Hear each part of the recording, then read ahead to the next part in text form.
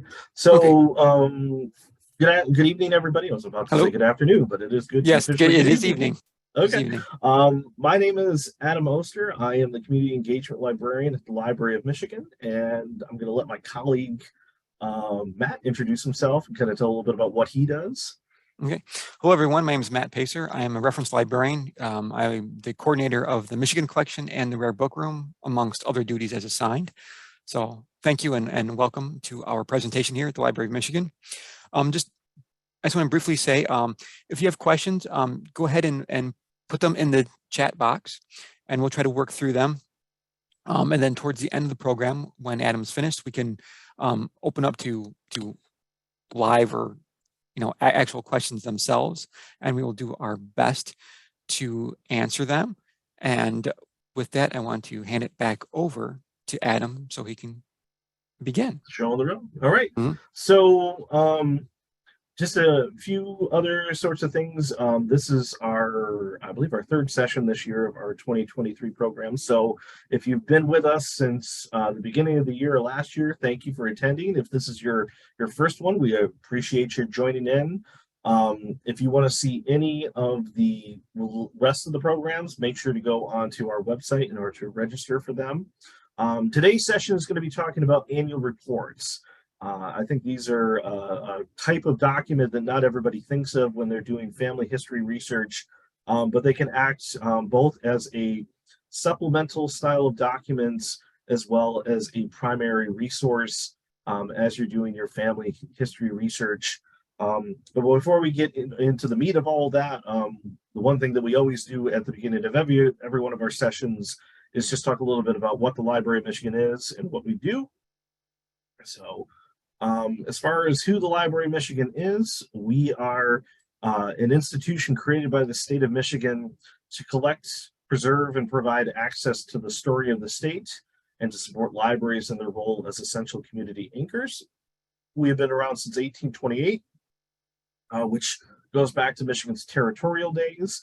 And the Library of Michigan has served state government and the people of Michigan much as how the Library of Congress works at the federal level. So that is roughly the model in which we use as a template for our functions. Library of Congress works at the federal level, we work at the state level, but we share many common types of styles and programming. Like I said, in 1828, we were the territorial library. The picture on the top right is Michigan's first territorial capitol building, which was our first home. The collection of the library at that time was 131 items. It is now transitioned to be well over 1 million. In 1837 is when it transitioned from the territorial library to the state library as a result of Michigan becoming a state. A decade later, in 1847, is when the Capitol moved from Detroit to Lansing, and the library collection went along with it. We then existed in the second Capitol building, got moved around into a temporary state office building, and then when the third Capitol opened in 1879 is when we existed there for several decades up until the 1920s. Some other key dates, in 1983 is when Public Act 540 created the Library of Michigan, so that renamed us from the state library to the Library of Michigan. Part of it as a result of Michigan State University Library just being down the street, and then some other just reorganization to put us in the sort of present footing that we are today. And then a few years later is when the Michigan Library and Historical Center opened, which is that building that is on the bottom right.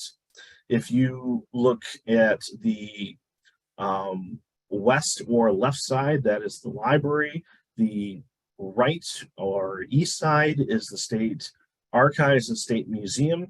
And you never have a problem finding us because we are the only building that has a giant white pine tree in the middle of it named Carl. So if you go somewhere else in Lansing, you don't see the white pine tree, you know you're at the wrong building. Okay, so we have now an interior shot of the library. This is a evening photo that was taken during a lock-in. A few things have slightly changed since this photo was taken. We have recently upgraded the atrium tables on the second floor so that they now have been upgraded to have power and USB connectors. The lamps are still there. That's a very iconic piece that's always going to remain. And we're also in the process of upgrading some other furniture and kind of transitioning the library into a bit more of a 21st century facility, while still at the same time maintaining that respect for the architecture and the past of the facility. When it comes to the key collections of the Library of Michigan, things that family history researchers will typically use are the Michigan Documents Collection, which is everything from the early joint documents to annual reports, some of which we'll be talking about today, of state government departments, agencies, and commissions, also the compiled laws and rules. We also are home to what we call the Michigan Collection, which is a combination of newspapers, periodicals, gazetteers and city directories, plats and other different types of maps, county and or place histories, cemetery transcriptions, other unpublished materials, any type of book that has been published about the state or has the state of Michigan as a setting in it in some capacity. We try to have copies of it. We're also home to the state law library, so we have a very robust law collection. We also have a rare books collection that is roughly around 30 to 35,000 items that are divided in between Michigan law and other Americana types of things. Always unique items that you can find in there. I think a favorite of mine is Dogdom, which was this periodical produced starting at the turn of the century up until the 30s that was published in Battle Creek, and it was a national magazine all about dogs. If you have a dog that has a pedigree that goes back several generations, I would recommend taking a look at Dogdom because it's quite possible that the ancestors of that animal, if you're ever wanting to do that kind of research, might be in there. We're also always on the lookout for items. If you ever find something that you think might be worthwhile for our collections, go to michigan.gov/librarygift. All right, so getting out of the way what the Library of Michigan is and the types of things that we do, let's now get into the meat of the topic of what we're going to talk about today. So what are annual reports? An annual report is a comprehensive report on an organization's activities throughout the preceding year. They often provide a snapshot of the organization and give greater information or context about the people that interacted with the body. Often there has been a legal requirement that annual reports have been required for the Securities and Exchange Commission for businesses owned by the public since 1934. Prior to that, it wasn't necessarily something that it was a definitive requirement, but as businesses and the organization of government over time expands, the production of annual reports has become a more commonplace thing, and that is important to have them available for businesses. And it also expands into other different things, whether it's nonprofits or other different types of entities. So we have a picture here that's just from the seal of the 1918 annual report of the State Board of Health of the state of Michigan. It's interesting when you look at some of the illustrations and pictures and other different things that they used on many of the, either from the turn of the century or much more in the past, or ones that were created at different time periods. I know my dad used to work for Herman Miller, and if you look at like the mid-century modern era of Herman Miller furniture, you could see that kind of style also being part of the annual reports that they would have created in the 50s and 60s. So information that's included in, often including, is names of key personnel, narrative descriptions of holdings and activities. Sometimes you get photographs, other different statistics, funding amounts, itemized payments with recipients' names, inventory lists of property and equipment. So quite a bit of things that give a basic summary of whatever type of institution that has created the annual report. Different types of organizations that develop them. We already mentioned businesses.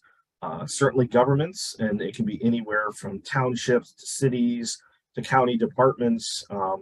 Some of the different examples of ones that we're going to look at as we go further on here: County Road Commission, the superintendents of the poor that existed prior to the different county welfare departments, the county mine inspectors. Many UP counties had their own mine inspectors that would produce their annual reports.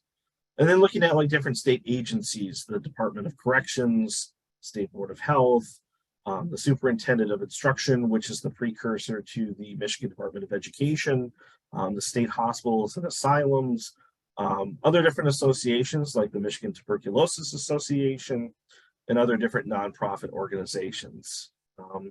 It's possible that you could also find anything from schools to faith-based organizations that are producing them. I know libraries. We at the Library of Michigan produce our own, and several others will do it at different levels of libraries. So they definitely have become commonplace for most any organizations of either a certain size or significance. Now the question comes to, where do you find them? If it's a government one, you can certainly start at a clerk's office of that municipality. So whether it's the county clerk, city clerk, or township clerk, they may also work with a municipal archives. So for example, the city of Grand Rapids has its own municipal archives that is in the old museum building that is off of Jefferson in Grand Rapids. And so they may have some of those things held there rather than at their primary offices at the courthouse. Certainly public, academic, or state libraries, historical societies or museum collections, newspapers. And when I say newspapers, and we'll see some examples of these in a minute, it may not be the full version of it, but it's at least, I guess in a way, a summary of a summary. But you do get some information, especially if it's at a time period where the newspaper was one of the primary means of conveying information to the people of a municipality. Certainly business archives, as businesses have grown larger, using that Herman Miller example, they have their own archives. I'm sure Amway and any of the office furniture businesses that are in Michigan, lots of other different places are going to have their own collections that they would keep all those at. If you look online, more modern ones, modern businesses will have it on their websites of the business or an organization. And then as you go to much older ones, especially the ones that are predating the copyright years, like Hattie Trust, the Internet Archive, and of ones that have a connection to state government in Michigan, we have been putting those on Library of Michigan Digital, which is our online platform that we use for items that we have scanned from within our collection. So kind of getting to the beyond with where do you find them, this is an example of where I was doing some research and I had to look in the Kent County Board of Supervisors meeting packets, and these are shared within the Grand Rapids City Archives in an area that Kent County has sort of like worked out an agreement with so that they can have them there. And depending on the entity that you're looking at, whether, for example, here I was looking for superintendents of the poor records. If you start to learn when those reports were being provided to the Board of Supervisors at a meeting, you would then be able to find the meeting packet and then find the actual annual report in itself. Because often the meeting packets are required to be kept by law. Other things, sometimes for retention schedule purposes, you might not always have them available and see them. But this was from, looks like 1905 for the October session. I got to learn, I do a lot of research in poor houses, and I got to learn that the superintendents of the poor typically always would give their report at the October sessions because they're calendars would run from October through the end of September, and not a calendar year, or so they were running on that kind of a fiscal type of calendar. So this is just a record on, if you were looking on the Hattie Trust website, this is for the annual report of the Department of Health, and it's showing on here that we have ones that are issued between, looks like the 1870s up until 1919. Sometimes you have to learn that the names of the reports will change, whether of who it was prepared by, or if the name of it changed. So like it used to be in Michigan that there was the Department of, I believe it was Department of Community Services and the Department of Health, and then they merged together and became the Department of Health and Human Services. So those annual reports would then have a different name associated with them. And where it shows on the bottom where it says viewability, that would be where you would then find the links if you were available to read it online. And actually, here's a shot of that. So it's showing starting in 1874 and then continuing on. For those of you who are not familiar with the Hattie Trust website, it's a digitization platform of material that has come from like the University of Michigan, several other Big Ten schools, a few other institutions throughout the country, where they have done scanning to make many of these items available online, especially if they are predating the 1920s copyright laws. So there may be some things that are post the 1920s that are still embargoed that you can either do a brief search of, but a general rule of thumb is that, you know, the 1920s is kind of the stopping point for many of them. This is another we got a screenshot here from the Internet Archive, where if you're doing a search just for Michigan Department Annual Report, and we get 743 results that come up, and a lot of things that are on the Internet Archive you can immediately look at right away. You can also download them too. There are a few restrictions on the Hattie Trust page, but some of them you can download like individual pages. Whereas like the Internet Archive, I think you do get a little bit more versatility with what you can and cannot download or print. Here's a screenshot of the annual report of the Superintendent of Public Instruction. And I can't tell what year, I think this is in the 1880s.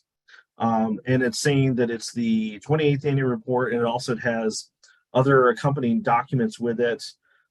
This whole volume is about 200 and some pages. So you get quite a bit of info on there that you can look at when you're trying to get a snapshot of what the education system in Michigan was during that particular time period. If you're looking to see if we have them at the Library of Michigan, this is a screenshot of our catalog, which is answercat.org. And if you go on there and then do a search for an annual report, what I have up here is one of the ones that's for the Board of Health, and you can see where the top arrow is indicating the name of it. So annual report of the Secretary of the State Board of Health of the state of Michigan, and then where it lists further on down the starting of the volumes that are there that are available of the different years of it. And like I said too, that some of them may continue on after a certain point under another title. We also have some metadata in here where it says other titles, title alternatives. So we try to add things in there that make it helpful if you're trying to track something down and you don't know the exact name of what it's called. Because like with this one, knowing that it was produced as the report of the Secretary of the State Board of Health and not just the Board of Health can make it a little bit difficult when you're trying to track it down on a catalog. But it'll have down on the bottom here the call numbers, whether it's available, if you can check it out, because if we have multiple copies of them, and you have a Library of Michigan library card, you can check them out from the library. Otherwise, many of them are just reference only that has to stay. Were they published? Annual reports are typically published soon after the end of the fiscal year for the organization. They are often presented to the organization's board and may be mentioned in the board meeting minutes. Need to take a drink there. The meeting minutes may often be published in a location's newspaper if you cannot find the bound volumes of the minutes. And this is especially if you're getting much more earlier back in time, 1870s and back, that you can at least scour through the paper to see if they were published there, if you're having a hard time trying to find them in some sort of bound version elsewhere. So let's take an example of the 1889 annual report of the Kent County Superintendents of the Poor. What I was able to do is that I could see, looking through the newspaper, where it talks about when the report was produced and presented. So this comes out of the October 10, 1899 Grand Rapids Press on page 1 with the headline, "Ask 8,000, County Poor Superintendents Want a Larger Appropriation," and says a very complete printed report of 40 pages was presented to the Board of Supervisors at today's meeting by the County Superintendents of the Poor. It was referred to the proper committee without the formality of reading, not because it lacked interesting features, but because the supervisors were this morning each provided with a copy. So it kind of goes into a little bit of different aspects about it. There's some excerpts that are talked about when it comes to the financing. So we get sort of a brief snapshot of what sort of money that they're looking for, and other different characteristics about what had been going on during that previous year up until that point. So if I was trying to then find it, this is the index to the Board of Supervisor proceedings. I don't know if every county in Michigan has something like this. Hopefully they do, because it makes it a lot easier to find the meeting where this annual report was presented at. Now, I already have the date because of the newspaper, but if I didn't have that, I would have to scour through here, and you can see where it has, we're under the P's. And so anytime we're poor farm or poor house or poor department, and then we have the year and a little bit of other information on here. I think it has the month and the day in which the meeting took place at, where that information was talked about. All right, so here's just showing a little bit of a close-up of it, where we have like poor superintendent's election. This is taking place in October 1900. Poorhouse matter of altering, I think that's what it says.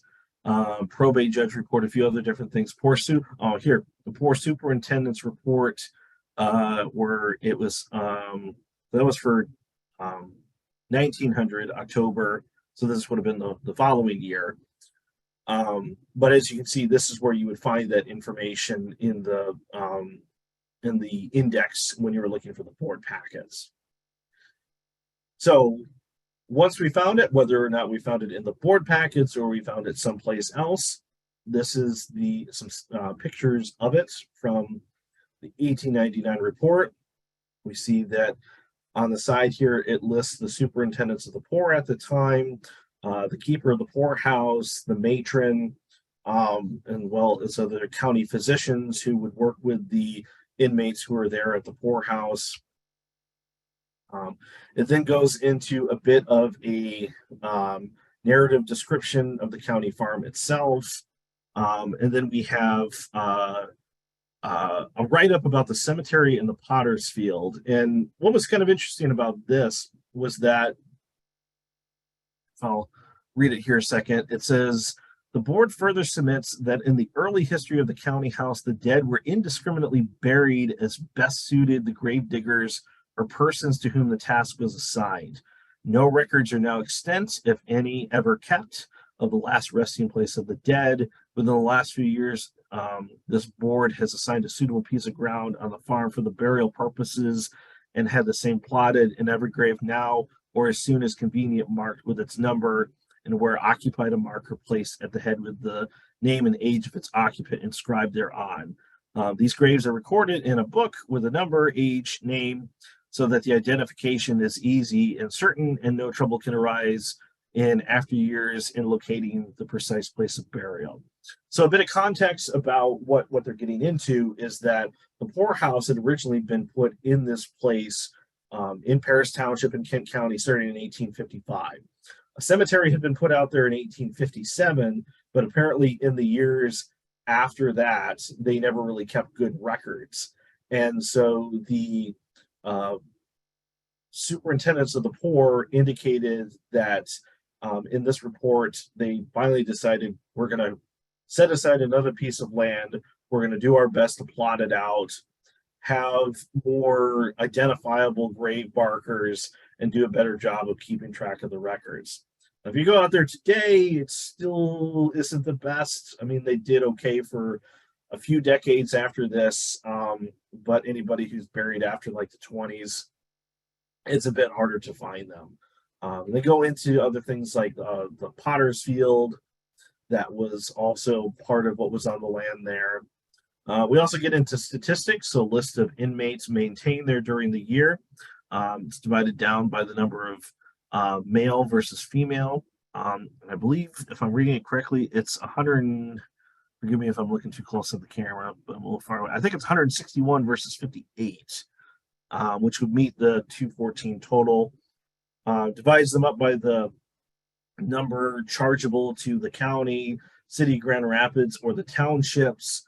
And it gets into some interesting descriptions of people and who was there. So like the number of imbeciles, the number of epileptics, those who were blind, who are different charges. Gets into even the nationalities, that you have everybody from American to Holland or Dutch, Irish, English, German, Canadian, French, Norwegian, Polish, Scotch, Danish, Austrian, Swedish, and colored. And then also lists the number of births, deaths, and burials. And apparently in the year preceding the 1899 report, there was at least one birth that was there, and then several deaths. So that just gives kind of a snapshot, and there was ever more things in there as well. I think it was roughly around 20 to 20, no, as it said in the article, it was roughly about 40 pages. So quite a few things that are in there. Now, if we look at the 1921 annual report of the Kent County Road Commission. So here I'm showing an example. If you look through the proceedings of the Board of Supervisors for 1921, so this is the index and brief meeting minutes, you can see that at the particular meeting where it says the annual report of the Kent County Road Commission was presented. So you know the meeting, we know that there was a report that was put out in October of that year of 1921, so we can track it down either in print form someplace at someplace near the Grand Rapids area, or potentially online. Luckily, this one was digitized and put online. So we now have the front page. Since it's for the Road Commission, it has a picture of a road on it. We also have pictures of the county road commissioners. And I think one thing that's kind of interesting is this particular one right here. I think his name was Rule Arthur. He had been a superintendent of the poor prior to being on the road commission. So it's always something that if you're researching somebody who you knew was part of county government, always look on many of the different annual reports, because maybe they bounced around from one or another, that they initially got elected onto one and their real goal was to get elected onto another one. And that's one of the few pictures that I've ever seen of him, and had no idea that he was on the road commission until after I had found that annual report. So here's some breakdown of what they can list in it, talking about the road work that they did, describing Robinson Road paving, Whitneyville Road, Alaska Road, which is, if you're familiar with Kent County over by the Caledonia area, Carlisle Road, and Gabe Road. Talks a little bit about what projects that they do. And we also have a before and after shot of one of the roads that they were doing work on. So you can see it had a more of a just dirt road. And after they were done with it, it had a more proper curve. By this point, you're going to have more cars as opposed to wagons and walkers and people on horseback. Also, in addition of a fence, I'm sure as people are going around the curve a little bit too fast, you got to have something to kind of stop them from going into the side of somebody's property. So other different things. So we have the change of an old bridge in, I think it's on Walker Road near Indian Mill Creek. I believe that's Comstock Park area. And then the new version of what it was after it was constructed. This is kind of a favorite of mine, where it says on page 30 here, it's Dead Man's Curve at Lamoureux Boulevard near Comstock Park. And so that they did a lot of work to make it less of a road hazard for people who were traversing it. And it's also kind of cool with these pictures. They might be some of the few snapshots from a time period. And if you go out to those roads now and see if they still have that same consistent look, or if they've been modified much more than beyond what has been done, like with this case in the 1920s. Also get to see some of the type of equipment that they use. So this was an auto truck road scraper, and where it says, which is eliminating old-fashioned horse-drawn scrapers from Kent County roads. So you kind of, with this particular year, you can see that kind of transition as more technology is being introduced to change up the style and methods in which they were doing their work. Here's where they were doing how a super elevated curve is built. It looks like this was done just west of Alaska, down by the Caledonia area. And tar distributor, applying tar on a road. This is in Bowen Township, which I believe is near the Alto area. And so some of the types of things that you can see too, like if they were using either tar or water trucks in order to cut down on the dust, and you can see the different types of things in which they were doing on many of the dirt roads that maybe are paved today. Here's another one: grading with steam shovel and teams on Robinson Road near Blacksmith Shop. And we can see the old-fashioned steam shovel along with several horses, teams of horses and wagons that are being used to take the dirt and other rubble away.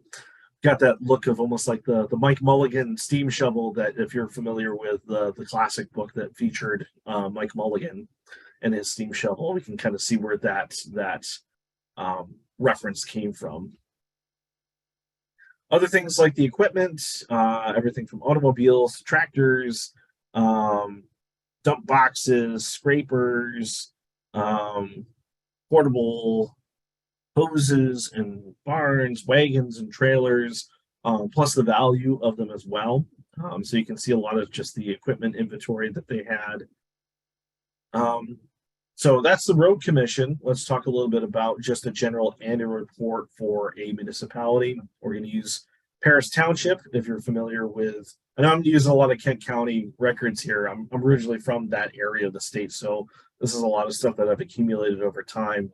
Paris Township eventually became the modern day city of Kentwood, with parts of it being gobbled up by Grand Rapids and the city of Wyoming.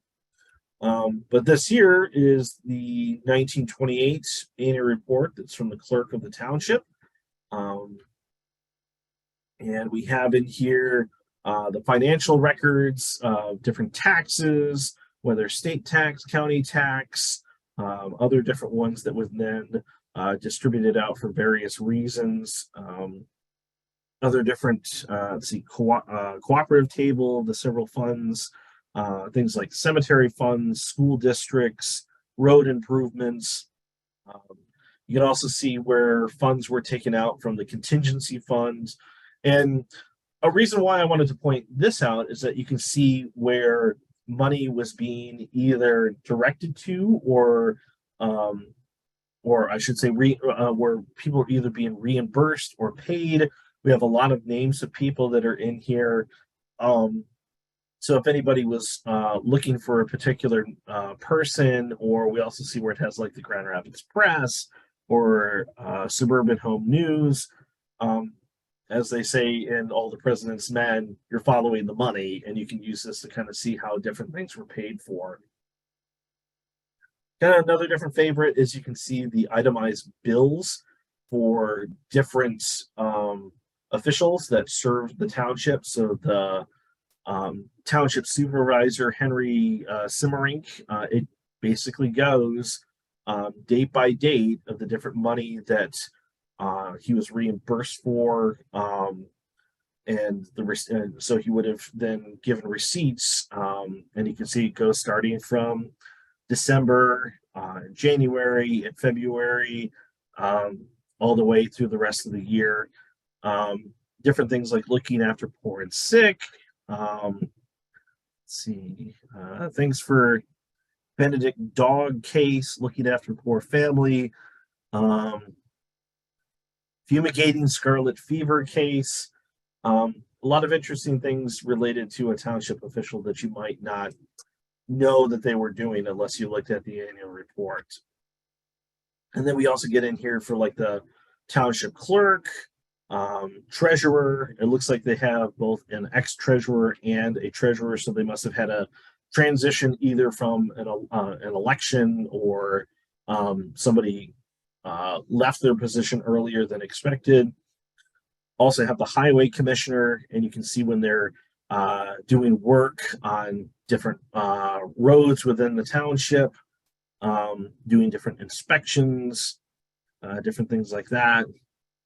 We also get into the money that's going to different school districts and road repair funds, names of people. I believe what the names of people for the road repair fund is that prior to like DPW's Department of Public Works, that a lot of it was the responsibility of landowners within a municipality, and so it would potentially be your turn to help during different projects, and I'm sure they were compensated in some way. It's some of that stuff I'm still kind of learning a little bit about, but it, as you can see, it has a lot of names of different people in it that are tied to the community. Other road improvement fund money, going between 1927 and 1928. A lot of other different names that are in here. Going to the poor fund, that's from the township level, has different names of people, doctors that were reimbursed, money that was going to either sanitariums or hospitals. Blodgett Memorial Hospital, they must have had to send somebody there for some reason. So definitely following the money with something like this. But you can also find other things in some of these annual reports as well. You can get sort of a snapshot of a major event in history. So we're going to look at, and this is a long name, the 47th annual report of the Commissioner of the Michigan Department of Health for the fiscal year ending June 30, 1919. And what that essentially is it's the first annual report for the State Department of Health following the 1918-1919 flu influenza. I think that was something that, as we were going through COVID, that people often reflected back on. And so if somebody was doing research and a comparison between COVID versus this influenza pandemic 100 years ago, this would have been one of the reports that they would have been looking at.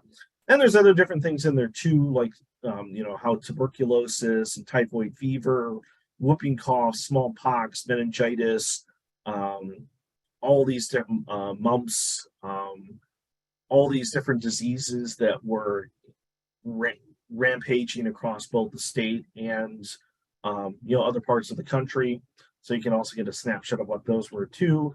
But when you get to here, this is where it talks about the influenza, the general prevalence, talking about the origins of it or where they suspected that it came from, different statistics, different people who were involved in handling the influenza pandemic as it came through Michigan, and the different cases that were reported. And this is a graph that people will often, reflect on that they may have saw 2 years ago, starting in March, April, and May of 2020. This here is the diagram showing the number of cases of influenza reported daily to the Michigan State Board of Health during October, November, and December of 1918. So you can see that starting in October, it's slowly starting to go up. By just after the middle of the month, it's jumped up pretty high, gone back down, and then started creeping back up again. This is also around the same time that World War I soldiers are starting to come back. So maybe at one point they were able to kind of get a handle on it, but then as soldiers were returning to Michigan and elsewhere, many of them were also sick and brought back variations of the influenza from overseas. This is another interesting one. So this is the annual report for the Inspector of Mines in Gogebic County for 1900 and 1901. So this is up in the western part of the UP. And what we're going to be doing is we're going to be looking at a young man by the name of William Eplet, who was born in 1884 and died May 11, 1901. He died in the number 5 shaft Aurora mine in Ironwood. And as you can see on the cause of death, it has just a little bit of information. It says that accidentally killed by falling down number 5 shaft, and I think it's from the 7th to the 10th level. It's a little bit hard to read, but what we can do is by looking through the annual report, and this is where the Aurora mine was. This is a picture that's from a little bit earlier, but just kind of a general area in comparison to where Ironwood was. So at that time, it was actually in earlier when this picture was done. It was when it was still under Ontonagon County and not Gogebic. But then we get into the actual report itself. Starts talking about the different accidents, and you can see there's accident number 1. Talks about the particular mine that it was at. Took place number 20, number 10 shaft. But we can move along, and eventually we get to accident number 13, which is at the Aurora mine, 5:30 in the morning, May 11, 1901. William Eplet Jr. was killed by falling down number 5 shaft from the 7th to the 10th level. The distance between these levels is 225 feet. William Eplet Jr. worked on the 10th level with his father and others. About 5:15 a.m. in the morning of the accident, the miners on the 10th level blasted, as is the custom. Eplet and his father and 3 other men got on the skip and went to the 7th level in order to get away from the smoke. When the men got to the 7th level, they got off the skip on the west side of the shaft near the ladderway, but William Eplet Jr. got off on the east end of the shaft. There's about 20 inches of platform to stand on. He was there about 10 to 15 seconds before he fell into the shaft head first. Some of the men saw him fall, but were not near enough to save him. As soon as the accident occurred, the men went down to the 10th level and found him dead. They put him in the skip and took him to the surface. Deceased was of English parentage, 18 years of age.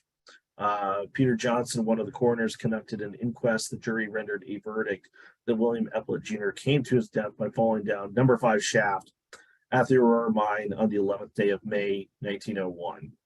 So as you can see, in comparison to the death record, we're getting over 2 paragraphs worth of information that I don't believe was ever published as extensively in the newspaper. There might not be existing records of the Aurora mine that goes into as much detail. So it could be that this annual report is one of the few records that gives as much detail about the accident itself, along with the fact that he was of English parentage, his age, the other people that were going on about the circumstances, and the fact that this was occurring at 5:15 in the morning and 5:30 in the morning. Not particularly a time that I would want to be working in a mine. So with that, I've gone about 45 minutes. I'm going to open it up to questions. So feel free to either unmute yourself or type them in the chat. Matt, was there any in the chat that I might have missed? Not so far. Nope. Okay. It's a lot of information. I know it's a little bit different than maybe what people sort of expect, but is there any questions either about this or other things related to the Library of Michigan itself? Or family history? The floor is open. Yeah. Well, as people are thinking and writing, I will just add at the early part of the presentation, Adam was mentioning, places to find annual reports and these types of documents. If you're looking for a business set of records, depending on the business, it may be useful to actually contact that local public library for the city where the business existed, or even, one of the area colleges. So for example, if you're looking for information on Upjohn, the Western Michigan University Special Collections and Archives has their business records. Now, to the extent of how much they have, I do not know, but it's something to think about if you're trying to find these, these types of reports. I see there is one. Where are the annual reports of Michigan corporations? I think some of those have to be submitted to the state. I think that if they're a for-profit business, and maybe even some nonprofit ones, that those have to be submitted to the, I think it's licensing and regulatory affairs. At least one copy of it has to go to them as part of their yearly pass when the report is filed. So that's certainly one spot there. I know some of them may get publicly available elsewhere. We do have some business, I think some business ones in our collection, don't we, Matt? Yeah, if they come to us through donations, because these types of annual reports are not things that are sold. Yeah. So we rely on finding things through eBay, Amazon, or if patrons like yourself just happen to find a stack in your cousin, your grandparents, somebody was affiliated with a business, and something like that, they'll pop up. Yeah. And also seeing if the corporation has grown enough that they have their own corporate archives. Matt mentioned Upjohn. There are many pharmaceutical companies like that. Whether it's Pfizer or Eli Lilly or many of them that that exist today and still will have their own corporate archives. So you can always contact them. As far as accessibility, that might be a little bit different just because of it being a private business versus a public institution. But no, good question. Any other questions?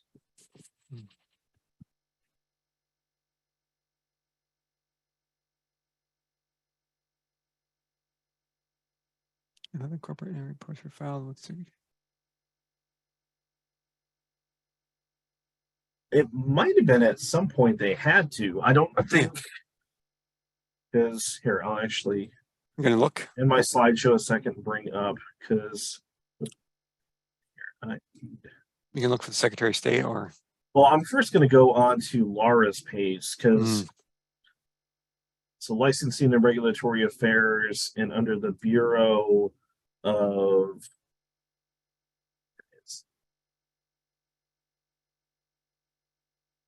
Corporation Securities and Commercial Licensing and Corporations Division. Then what's on here? We strongly encourage you to conduct business with us online through our corporation's online filing systems. Let's see there. No, that's the Send in 10 minutes. okay. Well, Adam's doing that. I will respond to Linda here. She's asking, where can you find information on a smaller business? Looking for information on an Eagle Banking Company in Detroit. So depending on what kind of information you're looking for on, on the business, some basic things you can look for in city directories that are available in terms of like location. If you're looking for more company type records, annual reports, I would definitely look at contacting the Detroit Public Library, specifically emailing the Burton Historical Library to see if people have donated records or information to them, or if they have maybe clipping files of some sort that will provide information, or maybe they have information of, Eagle was bought out by this, was bought out by that, was bought out by this bank, and now it's Co-America, or whatever chain of ownership might be, so that you can then go to that corporation. But unfortunately, I mean, there are many cases for smaller businesses where when they have closed up, they may have disposed and just gotten rid of the records. And that's when, like us as a library, we rely on, that former worker, like, oh, I'm just taking the stuff home, so on and so forth. And that it somehow trickles down to a library like us, or maybe another local library. To this question, where did you find the inspector of mine reports? Are they available online? Some of them are online on the Hattie Trust website. I first got keyed into them in our rare book collection at the library. I don't remember how many counties worth, but we do have several. I think that are up there.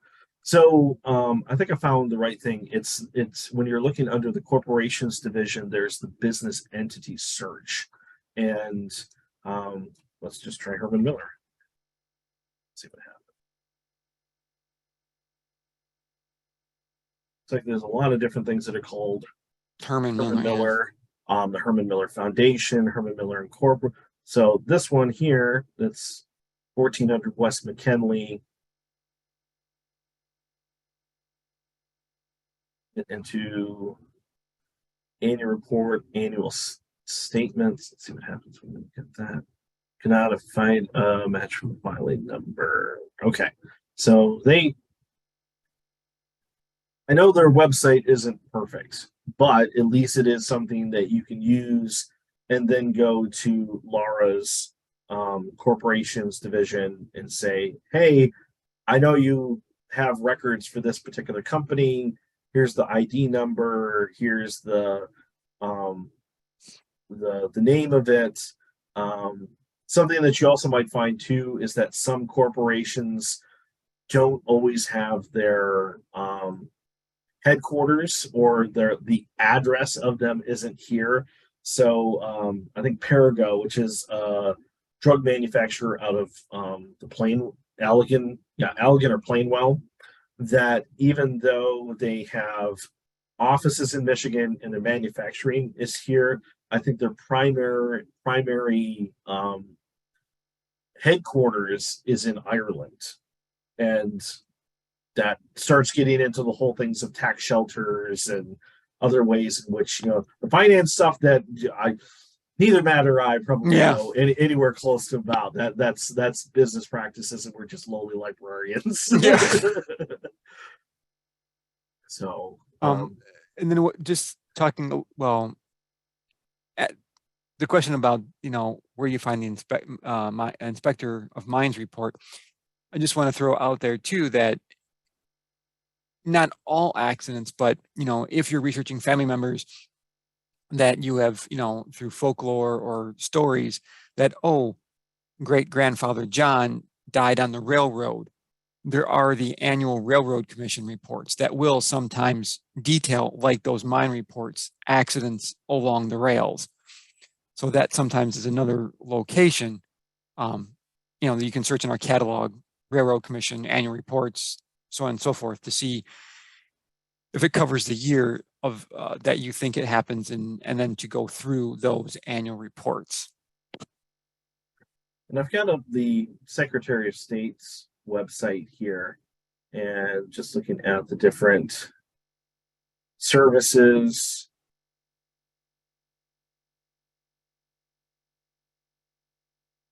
A lot of it is still with automobile notaries. Yeah. A lot of it. No, it might have been at some point that the Secretary of State had a greater responsibility with that, but as government changes, those types of things get passed on from, for example, the Braille and Talking Book Library in Michigan used to be under the Library of Michigan, and now it's under the Department of Labor and Economic Opportunity. I think that's right, Matt. Yeah, because it's underneath the Commission for the Blind. Yes. And that got moved in, and all of its subparts were moved into there. Trying to follow the shuffleboard of Michigan government, you have to almost go through a yearly of the Michigan manual to try and figure out what how things have transitioned from one point to another. Any other questions? I know we have just a couple more, about a minute or two more until we hit 7:30, but I wanted to make sure give some time to folks if there was anything else that we missed. Along with that, I am going to put up our contact information so that if you do think of something later and you have a question for us, phone number is 517-335-1477. Email address is librarian@michigan.gov. We have a presence on Facebook, Twitter, and Instagram, so we always encourage people to follow those. Our main website is michigan.gov/Library of Michigan. Two key sources for other things, certainly the family history page. And if you are interested in getting a library card through us, we do offer many online resources that do require a card. If you just go to michigan.gov/library card, that's where you can apply for it online. It takes a few days, sometimes maybe up to a week for us to get it to you, depending on how many have applied. But another tool for anybody doing family history research or a lot of other research related to the state. Yes, but you do have to be a Michigan resident to get a library card with us. Yes. So if you are no longer a Michigan resident, unfortunately, that does prevent you. Yes, yeah, you have to be currently paying taxes in some way to the state of Michigan in order to be as a resident. Yeah, as a resident. So apologies for those who are no longer in the state, but that I don't think that policy is going to be changing anytime soon. That's above our pay grade. Yes. Yep. All right. Any other questions? Anything else? Thank you as well to you, Chris. Okay, well then I think we will go ahead and wrap things up. And like I said, if you do have any questions, feel free to either email us or give us a call. And then actually the one thing I'm going to quick do is double check what next month's program is going to be so that we can give a little bit of a teaser for it. So programs for the public. Library Congress. Library Congress Digital Collections for Michigan Researchers. Okay. So that is going to be on April 6th. If you haven't registered for it yet, go ahead and do so. We should have the recording of this available on YouTube in about a week. And it should show up on our Facebook page sometime within the next hour. I think it takes for it to process and it'll be up. All right. Well, then outside of that, thank you to everybody for attending. Thank you. And hope to see you next month or at least paying a visit to us in some way at the Library of Michigan. Thanks, everybody. Thanks, everyone. Have a good evening.